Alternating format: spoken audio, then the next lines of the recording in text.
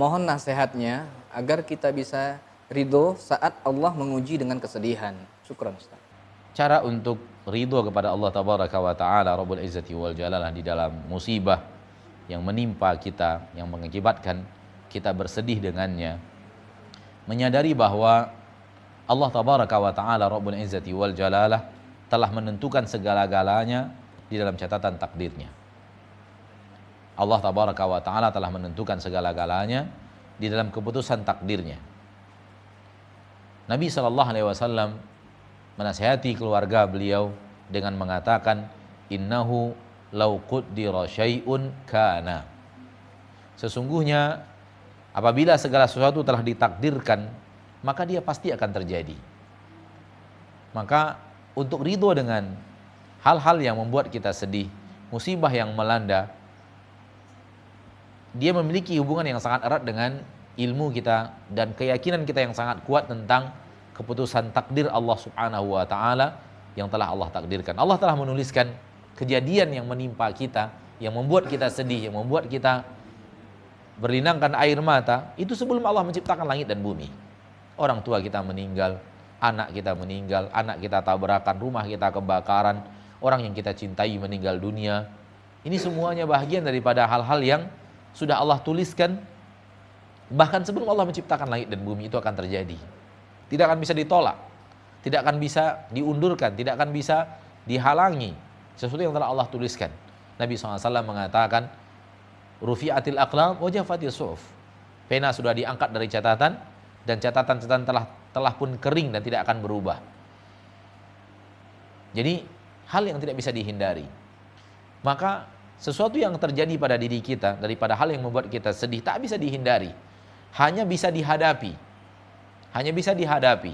Dan seorang makhluk ketika menghadapi masalah ini, ada di antara mereka yang sabar, kemudian ridho dengan keputusan Allah, sehingga mereka mendapatkan ridho dan kasih sayang Allah juga.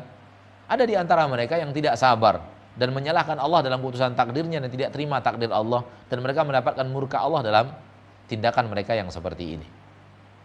Tinggal kita mau masuk yang mana? Mana yang mau kita pilih? Suatu hal yang tidak bisa kita hindari, itu pasti terjadi. Tinggal bagaimana kita menghadapi masalah tersebut. Apabila kita hadapi dengan sabar, kita hadapi dengan hati yang ridho kepada Allah dan keputusannya, maka kita akan diridhoi dan dicintai oleh Allah.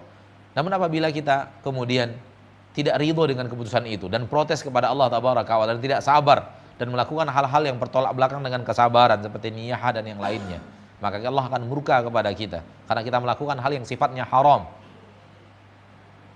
Oleh karena itu, yang ada, serahkan segalanya kepada Allah.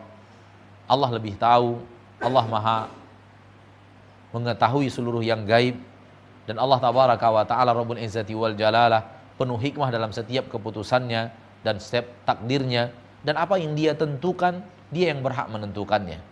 Dia pemilik alam semesta, dia pemilik orang-orang yang kita cintai, dia pemilik harta yang telah diamanahkan kepada kita, dan tidak ada salah bagi Allah untuk mengambil kembali haknya itu, mengambil kembali amanahnya itu daripada kita. Kita hanya orang yang diamanahi. Maka tidak berhak bagi kita untuk protes kepada ketentuan Allah, protes kepada takdir ilahi, bahkan menyalahkan Allah dengan apa yang Ia takdirkan dalam kehidupan kita. Kemudian berikutnya, bahwa Allah Tabaraka wa Ta'ala Rabbul Izzati wal Jalalah ketika mentakdirkan sesuatu yang sifatnya kepedihan bagi kita, salah satu hikmahnya Allah ingin mengampunkan dosa dan kesalahan kita. Allah ingin mengampunkan dosa dan kesalahan kita, dan semakin kuat keinginan kita untuk diampuni dosa-dosa kita, maka kita akan semakin ikhlas menerima keputusan ilahi, keputusan Allah Tabaraka wa Ta'ala. Ketika kita yakin, seyakin-yakinnya bahwa kita akan bersabar, manakala kita bersabar dan kita ridho dengan keputusan Allah, Allah akan ampuni dosa dan kesalahan kita. Bahagian daripada cara Allah mengampuni dosa dan kesalahan kita adalah menimpakan kepada kita musibah dan melihat tingkat kesabaran kita, dan sesuai dengan tingkat kesabaran itu Allah Tabaraka wa Ta'ala akan ampuni dosa dan kesalahan kita. Ditambah berikutnya, Allah ingin mengangkat derajat kita. Bagi orang yang bersabar atas musibah yang menimpanya, Allah ingin mengangkat derajatnya, sehingga derajat para nabi dan para rasul sangat tinggi di sisi Allah karena terlalu banyaknya musibah yang Allah berikan kepada mereka dan mereka bersabar.